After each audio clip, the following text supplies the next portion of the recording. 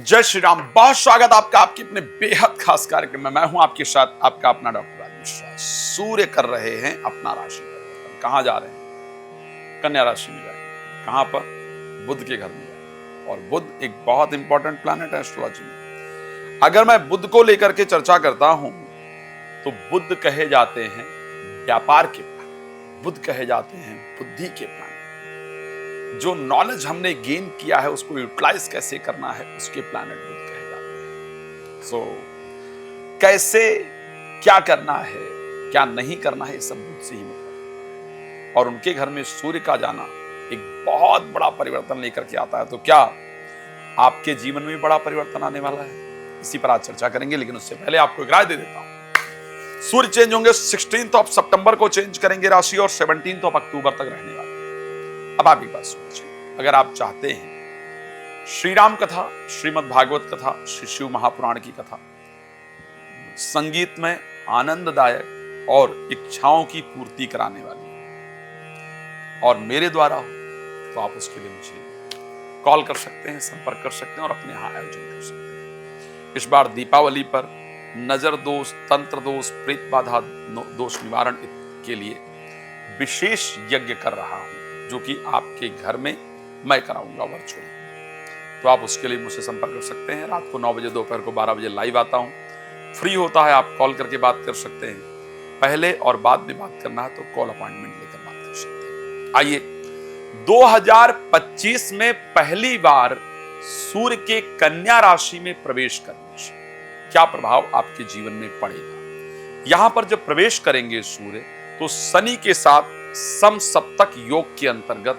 रहेंगे। पिता और पुत्र एक दूसरे पर दृष्टि दे रहे होंगे। पिता और पुत्र का आपस में दृष्टि संबंध होगा, क्योंकि गोचर कर रहे हैं वहां पर मीन राशि में शनि गोचर कर रहे हैं और उसके साथ कन्या राशि में सूर्य के प्रवेश करने से पिता और पुत्र की आपस में दृष्टि है। ज्योतिष में शनि और सूर्य को आपस में शत्रु कहा गया है, मित्र नहीं कहा गया है। आखिर आपके जीवन में एक दृष्टि से अगर मैं देखूं तो केतु के प्रभाव से मुक्त होंगे, ग्रहण दोष से मुक्त होकर के शनि जाएंगे कन्या राशि में, बुध के घर में जाएंगे। ये एक बहुत सुंदर प्रभाव है। और उसके साथ लेकिन शनि के साथ इनका संबंध किस प्रकार का रहेगा, शनि के साथ जो दृष्टि संबंध है वो आपके जीवन पर क्या प्रभाव डालेगा, विश्व स्तर पर क्या प्रभाव डालेगा, इस पर चर्चा करेंगे। सबसे पहली बात आपको बता देना चाहता हूं,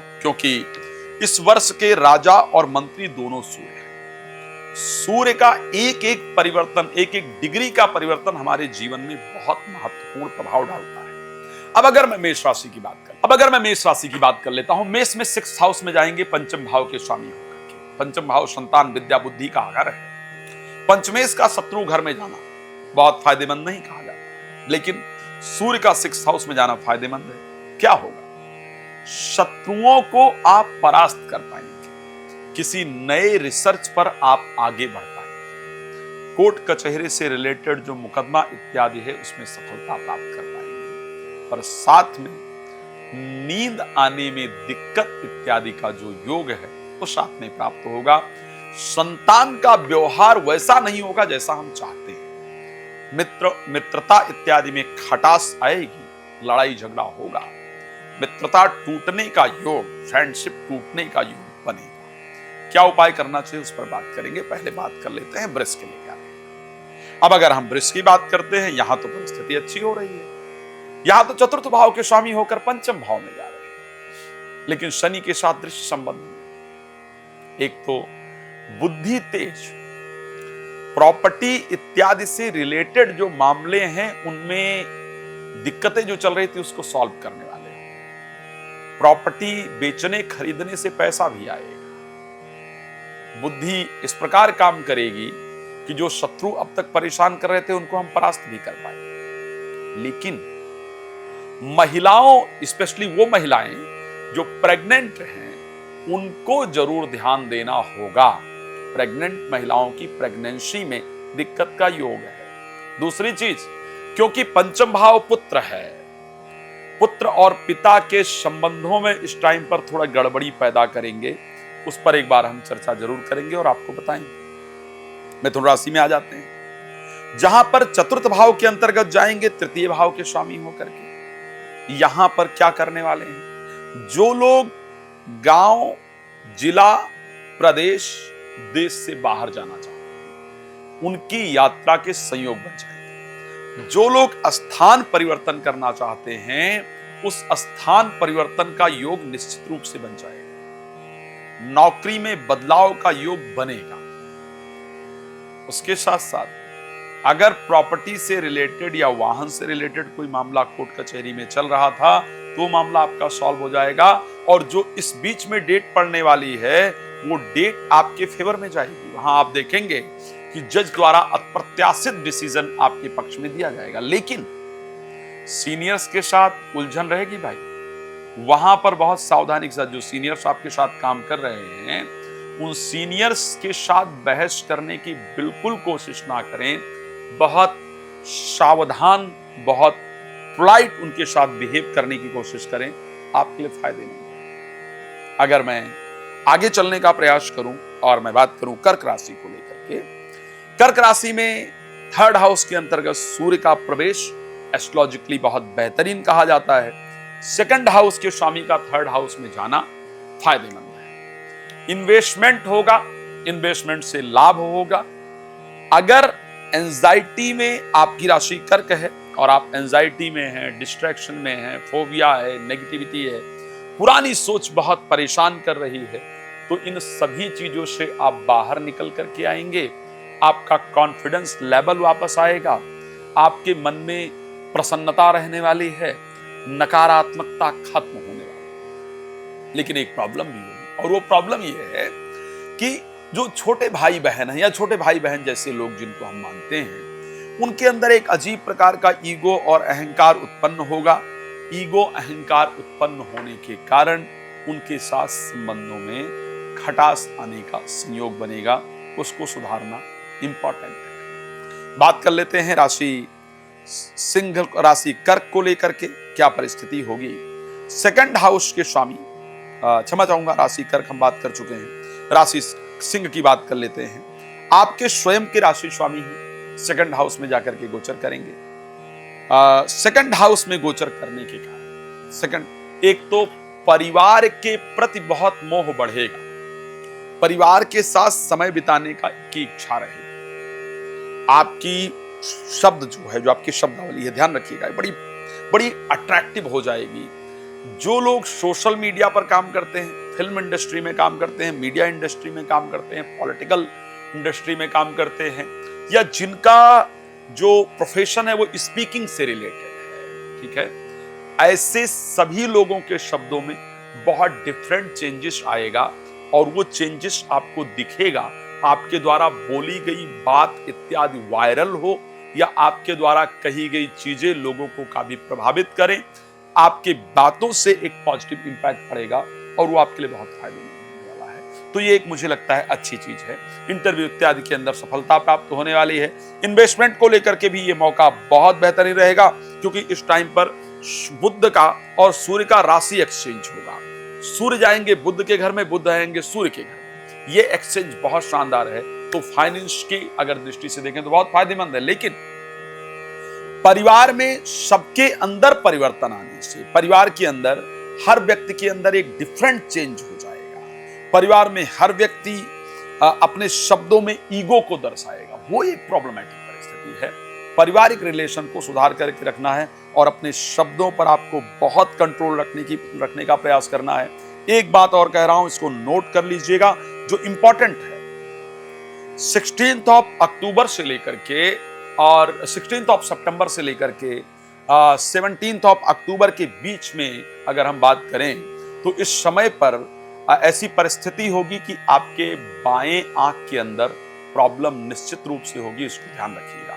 तो हम बात कर लेते हैं, आगे चलते हैं और बात करते हैं कन्या राशि को लेकर के। कन्या राशि में आखिर क्या परिस्थिति है। कन्या राशि के अंतर्गत अगर देखा जाए तो आपकी राशि में ही सूर्य का गोचर करना, आपकी राशि में ही सूर्य का गोचर करना एक तो आपके प्रभाव को जरूर बेहतर करेगा, इसमें कोई दो राय नहीं है कि आपका एक इमेज अच्छी होगी, अच्छे लोगों से, बड़े लोगों से, जान पहचान वाले लोगों से आपके संबंध बढ़ेंगे। लेकिन इस टाइम पर जो अंदरूनी इच्छा, मैं जो कह रहा हूं उसको ध्यान रखिए, नोट कर लीजिए, महसूस कीजिएगा, मुझे बताइए। ये समय बता रहा हूं, सितंबर 17 से लेकर के, क्षमा चाहूंगा 16 ऑफ सितंबर से लेकर के 17 ऑफ अक्टूबर के बीच, इस बीच में आपके मन में बहुत सारे विचार, मतलब मुझे ये प्राप्त नहीं हुआ, मैं इसके लायक था, इसके लायक थी, ये प्राप्त होना चाहिए था, ये मुझे प्राप्त नहीं हुआ, मैं जीवन में अभी तक कुछ नहीं कर पाया हूं, कुछ नहीं कर पाई हूं, मेरा लोग अपमान कर रहे हैं, मुझे रिस्पेक्ट नहीं मिली है। इस प्रकार की चीजें आपके मस्तिष्क में बार बार आएंगी और आपको परेशान करेंगी। इस समय पर एक तरफ अच्छा है कि लोगों से रिलेशन अच्छे होंगे, लेकिन दूसरी तरफ परिस्थिति ये होगी कि रिलेशन जो अपने पारिवारिक लोग हैं, जो नजदीकी लोग हैं, उनके साथ खराब होंगे। बाल झड़ने की समस्या से इस टाइम आप जरूर ग्रसित रहेंगे, मेरी बात को नोट करके रखिएगा। और हाँ, स्टार्टिंग के 2-4 दिन बुखार इत्यादि के संयोग भी इस राशि में दिख रहे हैं। चलिए तुला राशि को लेकर के बात कर लेते हैं, जहां पर 12th हाउस में 11th हाउस के स्वामी गोचर करेंगे। इनको सावधान रहना होगा। सावधानी किस प्रकार की, एक चीज बता रहा हूं, अगर कोई कोर्ट कचहरी से रिलेटेड मामला है तो आपके पक्ष में होगा, उसका डिसीजन बड़ा अच्छा आएगा। लेकिन शेयर मार्केट, लॉटरी, सट्टा, जुआ इत्यादि में कोई पैसा नहीं लगाना है। पैसा कोई ब्याज पर मांगने आ रहा है तो बहुत ही नजदीकी है, जिसको दे करके हम चाहेंगे कि दे या ना दे, फर्क ही नहीं पड़ता है, तो ही उसको देंगे, अन्यथा फाइनेंशियल लॉस आपके लिए सूर्य देने जा रहे हैं।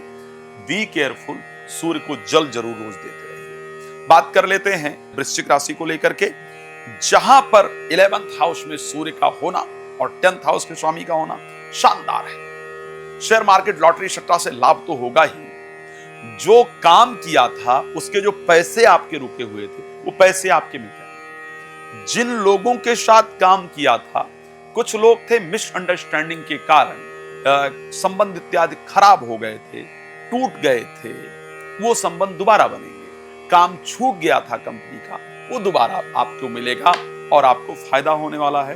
तो ये कंडीशन आपके लिए फायदेमंद है। अगर हम बात कर लेते हैं राशि धनु को लेकर के, यस, ये भी एक अच्छा परिस्थिति है। 10th हाउस के अंतर्गत आकर के सूर्य का गोचर करना, अगर सरकारी क्षेत्र में कोई रुका हुआ कार्य है तो उसको बनाने वाला होगा। जो प्रमोशन इत्यादि रुका हुआ था वो प्रमोशन कराने वाला,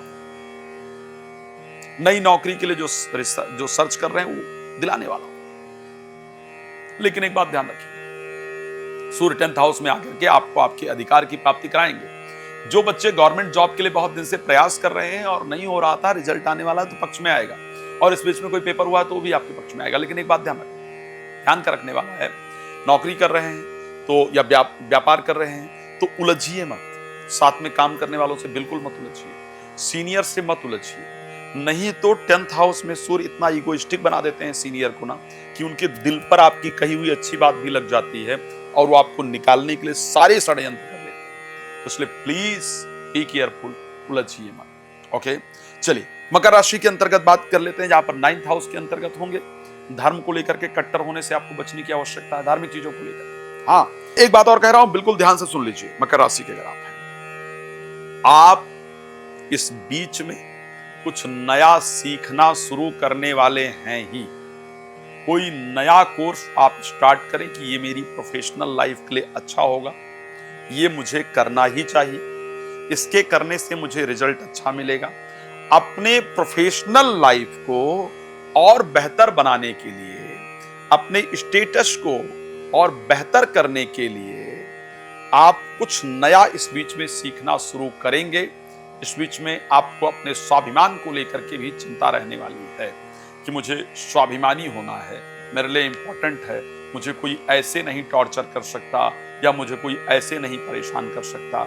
इस प्रकार के स्वाभिमान की परिस्थिति भी आपके लिए होगी, तो ये कंडीशन आपके लिए रहने वाली है। चलिए बात कर लेते हैं मेरी सबसे पसंदीदा राशि कुंभ को लेकर के, जहां पर 7th हाउस के स्वामी 8th हाउस में जाएंगे। मैं जनरली इस राशि पर बहुत रिसर्च करता हूं और मैं सत्य कह रहा हूं, मैं बहुत चिंता करता हूं। मैं अपने परिवार की तरह, जब कोई प्लैनेट आपका खराब देखता हूं तो मुझे अपने परिवार की तरह आपकी चिंता होती है। मुझे लगता है कि सबसे अधिक अगर व्यूअर्स मेरे हैं, सबसे अधिक लाइक करने वाले, सबसे अधिक शेयर करने वाले, सबसे अधिक लोग मेरे साथ जुड़े हैं तो कुंभ राशि के। और आपके लिए किसी प्लैनेट का खराब दिखना मुझे खुद को पीड़ा देता है। सूर्य आपके 8th हाउस में जा रहे हैं और 7th हाउस के स्वामी हैं। 7th हाउस एक बहुत इंपॉर्टेंट पार्ट है ज्योतिष का, जीवन साथी का पार्ट है, प्रेमी प्रेमिका का पार्ट है, 10th से 10th होने के कारण प्रोफेशनल लाइफ का पार्ट है। और उसका 8th हाउस के अंतर्गत चले जाना मुझे थोड़ा पीड़ादायक जरूर दिख रहा है। जीवन साथी के साथ अच्छा व्यवहार कीजिए,